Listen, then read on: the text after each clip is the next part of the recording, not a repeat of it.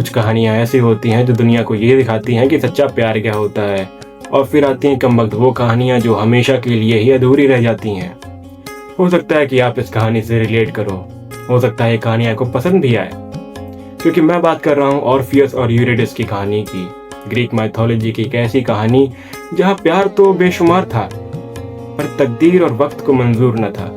Orpheus एक ऐसा कवि, एक ऐसा गायक जिसकी केवल एक धुन ना केवल इंसानों में ही बल्कि पत्थरों और पहाड़ों में भी जान डाल दे। और दूसरी तरफ यूरिडिस, सुरूर हुस्न, एक ऐसा हिस्सा जिसके बिना ऑर्फियस की जिंदगी मानो खोखली सी हो। दोनों एक दूसरे से इतनी मोहब्बत करते थे कि उनको लफ्जों में बयान नहीं किया जा सकता है। जब प्यार होता है तो हम उनकी आंखों में इस कदर डूब जाते हैं कि समंदर की गहराई भी बेगहरी लगती है। दोनों एक दूसरे से शादी करते हैं, पर पता है क्या, तकदीर को ये गवारा कहा कि तुम प्यार के अश्कों में डूबो। और ऐसा ही हुआ इनकी कहानी में।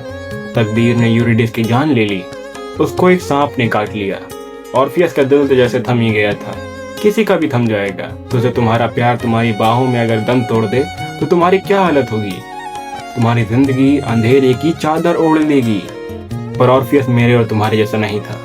उसने कहा कि अगर वो इस जहां में नहीं है तो मैं देवताओं से लड़कर भी अंडरवर्ल्ड से उसे छुड़ा कर लाऊंगा। उसने ऐसा किया, वो अंडरवर्ल्ड जाता है। उसने अपने संगीत से मौत के देवता हेडिस को भी रिझा लिया। मौत के देवता हेडिस कहते हैं कि तुम अपनी पत्नी को ले जा सकते हो, पर एक शर्त है। ऑर्फियस झट से वो शर्त मान गया, क्योंकि कोई भी शर्त उसे अगर अपनी पत्नी से मिला रही है तो वो उसे पूरी करने को तैयार था। पर हेडिस मौत के देवता है, उन्होंने मौत के देवताओं के तरीके ही शर्त रखी। उन्होंने कहा कि तुम्हें अंडरवर्ल्ड से बाहर जाना होगा। यूरिडिस तुम्हारे पीछे चल रही होगी, पर तुम्हें यूरिडिस की एक भी आवाज़, एक भी आहट सुनाई नहीं देगी। ऑर्फियस ने कहा कि ये तो बिल्कुल ही कठिन काम नहीं है। ऑर्फियस ने चढ़ना चालू किया।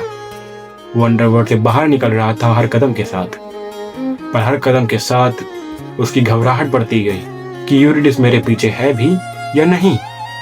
अंडरवर्ल्ड से ठीक बाहर निकलने के पहले उसकी घबराहट इतनी ज्यादा हो चुकी थी कि उसने मुड़कर देख लिया कि जिससे मैं प्रेम करता हूँ क्या वो मेरे पीछे है भी या नहीं। और उसकी एक नजर ने ही यूरिडिस को खो दिया। ऑर्फियस टूट गया कि वो उसको मौत से तो छुड़ा लाया, पर उसकी एक नजर ने ही उसको हमेशा के लिए खो दिया।